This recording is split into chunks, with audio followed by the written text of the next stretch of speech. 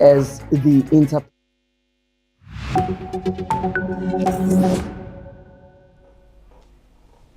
Hello and welcome, I'm Thomas Porteous and you're watching the World Report on NewsX World. Let's take a look at some of the top headlines of this hour. Long lines form as Bangladeshis begin voting in a high-stakes election following the 2024 ouster of longtime Prime Minister Sheikh Hasina. Counting starts this evening with results expected by Friday as a referendum runs in parallel and the main contests pits the BNP against the Jamaat-led coalition. Police say an 18-year-old woman killed her mother and stepbrother before opening fire at her former school in Tumber Ridge, British Columbia. 9 people, including the suspect who died by suicide, are dead in one of Canada's deadliest mass shootings. The motive is still unknown. Russia fires drones and ballistic missiles across Ukraine overnight, targeting energy systems and injuring at least 7 people in Kyiv, Dnipro and Odessa. Ukrainian officials say hundreds of weapons disrupt power, heating and water as a massive attack hits buildings in the capital. President Donald Trump says talks with Israeli Prime Minister Benjamin Netanyahu produced no definitive agreement on Iran. Netanyahu says Israel's security must be protected and signals no clear US commitment to expand talks beyond Iran's nuclear program.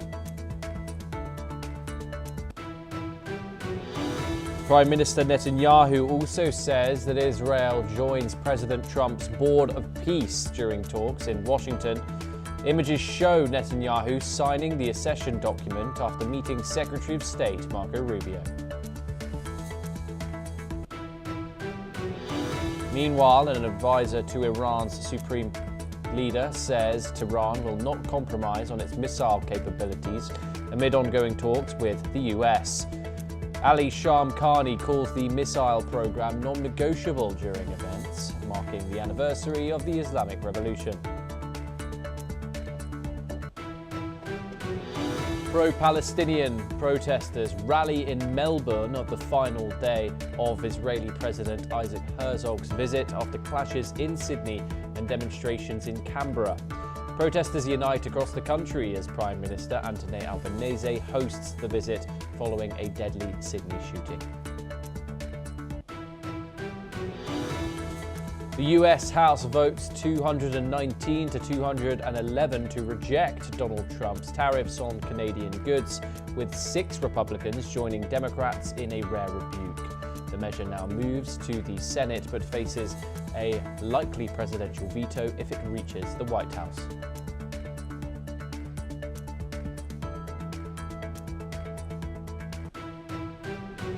We start this hour with some breaking news, and reports of a blast at a voting booth have emerged as polling continues in the general election in Bangladesh. Local media says the explosion occurred at a polling station during voting hours, triggering panic among voters and election staff. Reports say that some workers have been killed, but these are merely reports right now. Bangladesh University security forces have rushed to the scene and the area has been sealed off as authorities investigate the cause of the blast. Officials have yet to confirm whether the incident was election-related or the result of any militant activity. Polling in the area has been temporarily disrupted as investigations continue. We'll bring you more on that as soon as we get it. Bangladeshis turned out in large numbers today for what many are calling a landmark national election. Long lines formed outside polling stations across the country, with tight security in place to ensure a peaceful vote.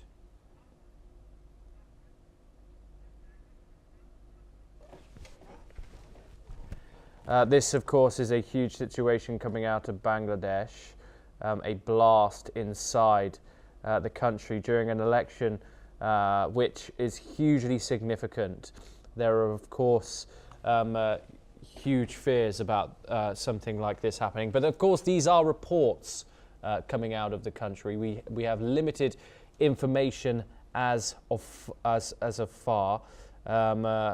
According to some reports, it is a crude bomb explosion in Hasina's former stronghold of Gopal Ganj in the polling area there. This occurred about an hour ago.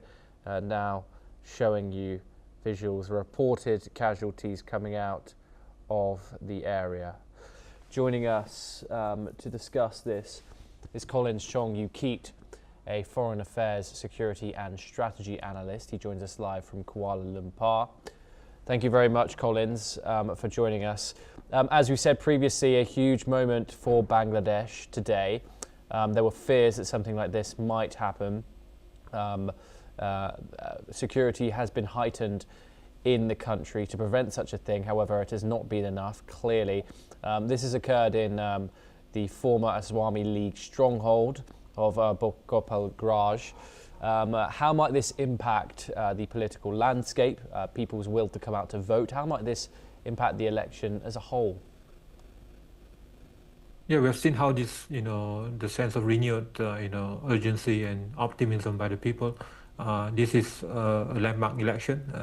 It's a reset after prolonged political turbulence. So after years of polarization, boycotts, street protests, and disputes over legitimacy, so this electoral cycle has been the most important for Bangladesh. And of course, it's a test of institutional credibility. Also, it's a generational inflection point, as we have seen how almost half of the voters will be under 35, and the priorities for youth now in terms of jobs, inflation, meritocracy and democracy have now been the main factors. And despite all this, we have seen how the influence and presence of the Awami League. We have seen how the front runner for this election will still be is still being led by the Bangladesh Nationalist Party, and the Jamaat-led coalition is still catching up. But in terms of the demographic advantages, the Jamaat-led coalition still has the advantage in terms of getting the discontent with the youth, the younger demographics. But in terms of the overall conditions of the country, in terms of having this new way forward for economic rejuvenation, as well as reforms and all that, we see that the BNP still retains the overwhelming majority support. So it remains to be seen how this will turn out. But in terms of structure, overall confidence and leadership capacity of both parties, we still see that the BNP still retains some key advantages here moving forward. Indeed, and young voters played a large role in last year's protests, 2024's protests, in ousting Sheikh Hasina. There are now over 5 million new voters in Bangladesh. Can they shape policy, or will their influence fade after the ballots are counted? Definitely, we have seen how the combined synergy and the capacity for them to influence decision-making processes, and of course they are yearning for greater job opportunities, freedom, and governance priorities, and of course these have been the key priorities for both parties. But we have seen the age, the side advantage being felt by the coalition, the Jamaat-led coalition alliance. And of course, the BNP has been focusing more towards economic reform and the new way forward in terms of also measures of anti-corruption and to tackle this economic stagnation. And this has also been among the key voter concerns. But in terms of also the reach, the volume, the strategic linkages across the country, we have seen how BNP has got the edge as opposed to this Jamaat-led alliance, and of course also the persona, the influence of individuals. We have Tariq Rahman and all that. But definitely, whoever wins, there needs to be stability, and we need to avoid this kind of post-election risk of greater tensions or complexities. And I think both coalitions are well aware of that, and hence the role of the younger people, the new voters and the younger demographics have never been more important, for this election. Indeed. Do stay with us, Collins, as we have more information coming out of Bangladesh today. We'll, of course, keep you updated on that developing situation coming out of Gopal Ganj. But in general, Bangladeshis turned out in large numbers today for what many are calling a landmark national election. Long lines formed outside polling stations across the country with tight security in place to ensure a peaceful vote. Election officials reported steady turnout in major cities, including the capital Dhaka. Key issues in the campaign have included inflation, job creation and government accountability. Young voters say they are looking for transparency and economic opportunity, while analysts say the outcome could shape the country's political direction for years to come. Authorities say ballot counting will begin after polls close as the nation waits to see who will lead Bangladesh into its next chapter. Let's now listen in to what voters had to say.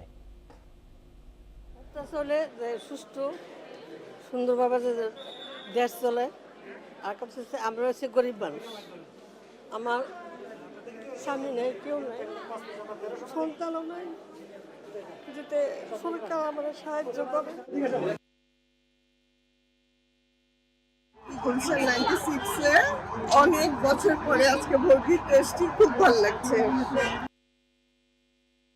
Collins joins us once again. Of course, Collins, a hugely significant election, a landmark day for Bangladeshis. We'll know at some point in the next 48 hours what the result is. However, there is a promise of deep political reform here. Do you think that the winners of this can pursue this, the winners of this election can pursue this without causing major political instability? Well, the key lies on the the capacity for both sides to to come to terms on the common needs of the country, and we have seen how there have been similar platforms being championed by both sides, and of course the BNP has one of the core platforms will be to, of course, to revive the economy, to have greater anti-corruption measures, and to limit also the term limit for the Prime Minister, and to restore this institutional trust and the sanctity of the democratic institutions after years of turbulence and volatility. As for the Jamaat-led coalition, we have seen how the emphasis has been more on social support in terms of also addressing youth unemployment, which have also been one of the key issues here, and to have a broader welfare programs for the people. So according to polls now and projections, and remains to be seen, but also the needs also to have an inclusive approach to address the concerns of both sides, and to have more of an inclusive outreach also to include to bridge the urban-rural gap as well, and the new way forward for the economic prospect of the country in terms of moving away from conventional economic status quo. And of course, this has been one of the key areas that both are also looking into. But and also the readiness by both sides to form a coalition party should there's no majority being formed after this. So and of course, not to discount also the role and influences of the smaller parties. The independents. We have seen the rise of these smaller parties and contesting smaller number of seats, but also although they have limited national reach, the influence is growing, and it remains to be seen also how this will shape in terms of the overall direction. But we have seen how momentum has moved forward, and we will see in the next couple of days now. Collins Chong Yu Keat, thank you so much for taking out the time and joining us here on the broadcast. We turn now to Beijing, and China has condemned any attempts to annex Palestinian territories following Israel's approval of new measures to tighten control over the occupied West Bank. Foreign Ministry spokesman Lin Jian said China opposes the construction of new settlements and any encroachment on Palestinian land. The statement underscores Beijing's support for Palestinian sovereignty amid rising tensions in the region. China called for peaceful resolutions and adherence to international law regarding the Palestinian territories. Joining us now to discuss this is Keith Vaz, a former British minister. He joins us live from Mumbai. Keith, thank you so much for joining us here on NewsX World. It's a pleasure to talk to you, as always. First of all, of course, this statement coming out of Beijing comes as the Israeli Likud coalition and Bezalel Smotrich, the finance minister in particular, approves further settlement plans encroaching into Palestinian territory, which the majority of the international community, along with the United Nations, sees as illegal. This statement from Beijing, is China's condemnation purely principled here, or is it part of a broader strategy to expand influence in the Middle East and, of course, put its foot into international affairs and a bit further? Standing position, Thomas. This is a position that's been held by China for some time. But what they're trying to do now is to call out what is a further expansion of the settlements. And it is clear that although everyone supported a ceasefire, and your viewers will remember the great signing ceremony where President Trump and others were there, nobody seems to be honoring what was agreed at that ceasefire, which is that you should go on and start negotiating for peace. So China, which does not have a history of making statements of this kind, they tend to be more observers than countries that get involved in any way. They are making it very clear that they do want to get involved and that there should not be further annexation. So President Trump needs to take on board what China is saying. China, of course, is not a member of the Board of Peace for Gaza. Israel is, and other countries are. I think to a large extent others have joined because they don't want to be not on the train when it leaves the station, rather than any affection for what is being proposed. So this is an important statement that has been made, and one that needs to be followed very carefully. Is this Israeli-Palestinian issue becoming another arena for US-China rivalry? Do you expect to see Beijing, as it grows as an economic power, as a world power, make more statements like this, get involved in international affairs, international conflicts in the future as its economy grows? Yes, I do. I think that people inside China have probably felt that it was enough to be an observer. It's time to move forward. If you don't move forward, then you move backwards, or you stay still, which is the same as moving backwards. America's foreign policy is developed on an hourly basis. China has to respond to that. And of course, tied into all this is the trade arrangements, the tariffs that have been imposed, which they are still not very happy with. So I expect this to happen again in the future. China, of course, continues to maintain it adheres to the United Nations Charter. These Israeli settlements, however, in the West Bank have been ruled illegal for years now. If Israel moves forward towards annexation, which it is doing in all but name, what are the real consequences under international law in this day and age? Well, you can't go on ignoring decisions made by the international community forever. And I think that though there has been no sanction to this, no one is saying if you expand your settlement, if you don't have a ceasefire, action is going to be taken, simply because they have the most powerful guarantor in the world, the United States of America. So none of these other countries, having just had a near-death experience in Greenland, is going to want to take up the cudgels against the United States. So to some extent, the war of words, the war of activities can go on without it being checked until a country like China is prepared to put down a thick red line. Keith Vaz, do stay with us as we move to some more statements from Beijing.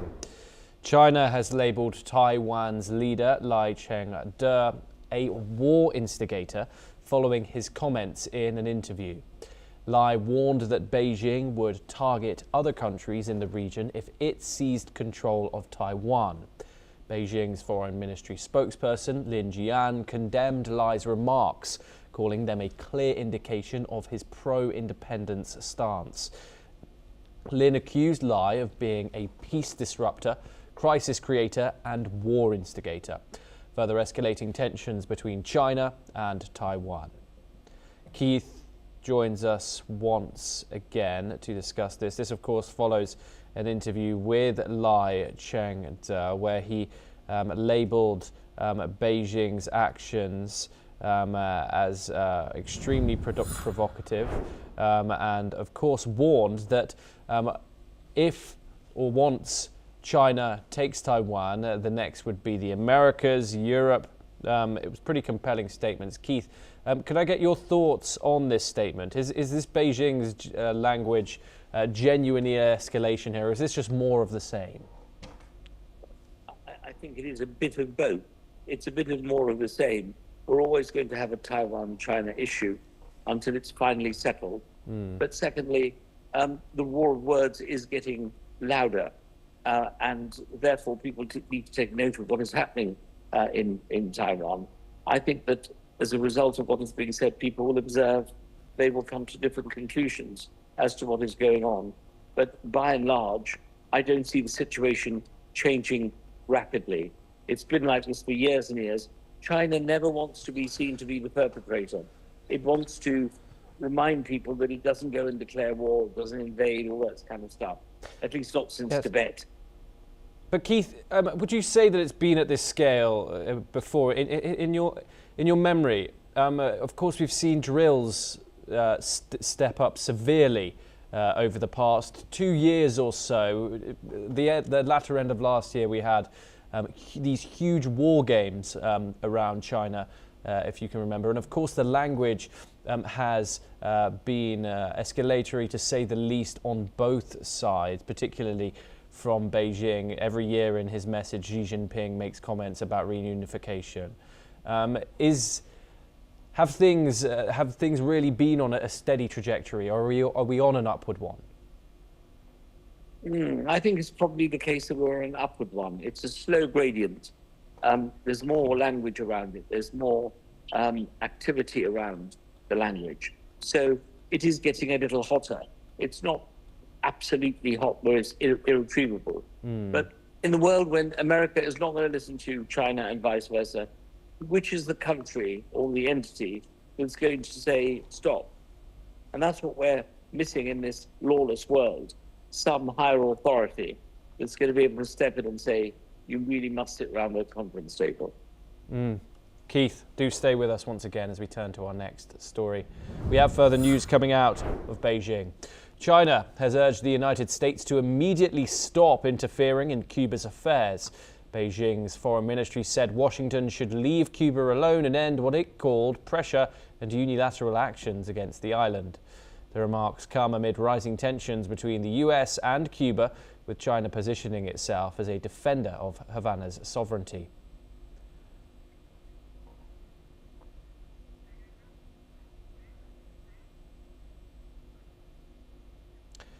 Now we move on and over to Eastern Europe, and Russia is preparing to dispatch crude oil and fuel cargoes to Cuba in the near future. The move could provide relief to Cuba as it grapples with a severe fuel shortage, which has triggered power outages and disrupted transport and industrial activity across the island. Cuba has struggled to secure reliable energy supplies amid economic pressures and reduced imports from traditional partners. Moscow's support comes as Russia continues to deepen economic and strategic ties with Havana. Details on the volume and timing of the shipments have not yet been disclosed. Okay, of course, this comes as pressure continues to build on Cuba, with Donald Trump making various statements involving the country, which is 90 miles off of Florida's coast. We'll continue to bring you news on that. We move on now to the Russia-Ukraine conflict, and Russia has launched another massive overnight assault on Ukraine, firing 24 ballistic missiles, 219 drones, and attacking key infrastructure. Ukraine's air defense successfully intercepted a large number of the missiles and drones. Meanwhile, nearly 300,000 people in Odessa have been left without power and water following an attack on a thermal power plant. Russian forces also targeted energy facilities in Odessa, with severe damage reported. The town of Kilia is facing the worst conditions, with over 200 buildings losing power, leaving thousands in the cold. Next, we turn to the Indian subcontinent, and the Defence Acquisition Council, chaired by India's Defence Minister Rajnath Singh, has granted acceptance of necessity for major military procurements, including 114 Rafale multi-role fighter aircraft for the IAF and 6 P-8I maritime patrol aircraft for the Navy. This, India's largest defence procurement deal, focuses on Make in India, with 18 flyaway jets and 96 to be built domestically. As per the reports, the deal includes S-400 air defence systems from Russia, Rafale fighter jets from France, with major Make in India push, Scalp long-range missiles with a strong Indian industry participation, P-8I maritime patrol aircraft from the US, and a large-scale procurement under various modernisation heads. China's Foreign Ministry spokesperson Lin Jian called on the Netherlands to resolve internal disputes surrounding chipmaker Nisperia as soon as possible, stressing the need to maintain stability in the global chip supply chain. He blamed the issue on improper administrative intervention by the Dutch government in the operations of companies like Nisperia. Lin also confirmed that China would continue to support its business in protecting their legitimate rights and interests.